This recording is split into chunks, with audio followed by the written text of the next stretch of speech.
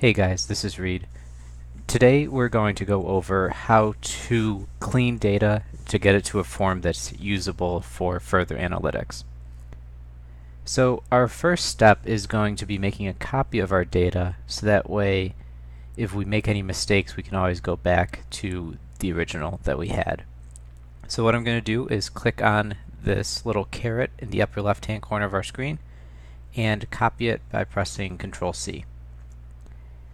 We'll open up a new sheet and paste it in. For our first sheet, I'm going to label it as original data, do not touch. And this should be the first thing you do with pretty much any data set you get.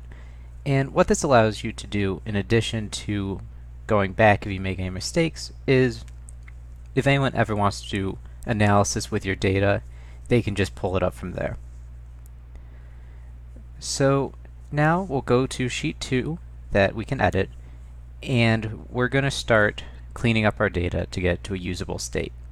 Now the one thing you want to remember here is we want to preserve the integrity of our data. So we can't be making changes that will alter results we get from our analysis in a way that's favorable to the hypothesis that we're testing.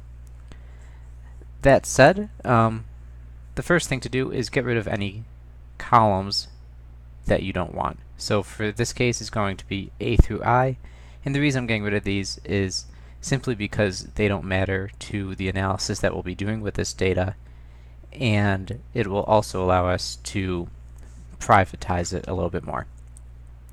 So we'll just delete that, and now we can look and see what are in these other columns that we have.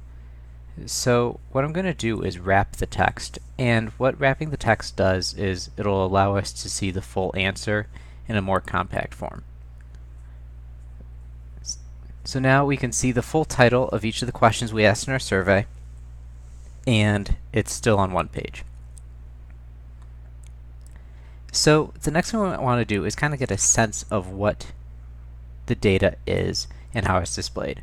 So these are the results that we pulled off SurveyMonkey from our beginning of the year survey, and if you notice they group each response in one of two ways. So if it was a drop down like state, it will just put it under this title response, whereas if it was something that you could fill in or we had the option other, it'll put it in other, please specify.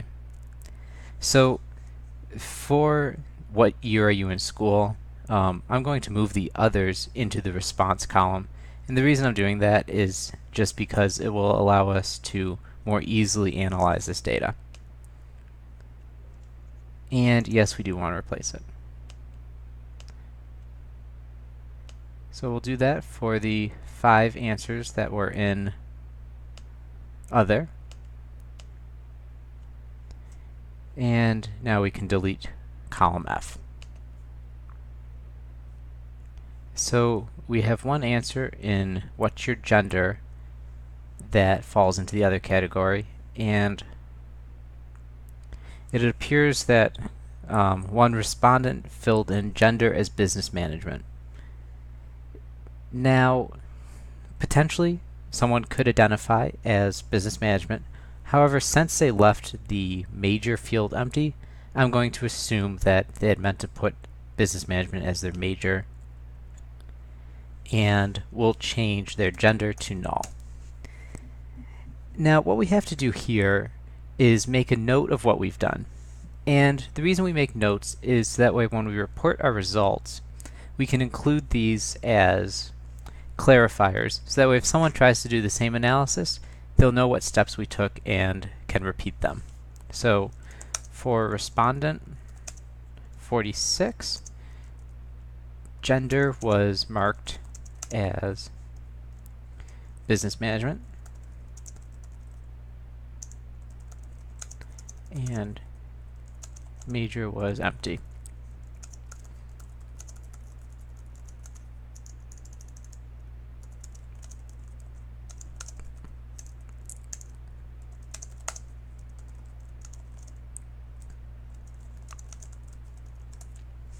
So With this little sentence I wrote, it says what I've done and why I did it. And we'll go back and now delete column H. Now, the alternative in this situation would have been to simply delete row 46 in its entirety, and we'd have to make a note of that too. When there's an obvious mistake in the entry of the data, you can go through and make changes like this. However, for the vast majority of instances, it probably would be best to simply delete the response.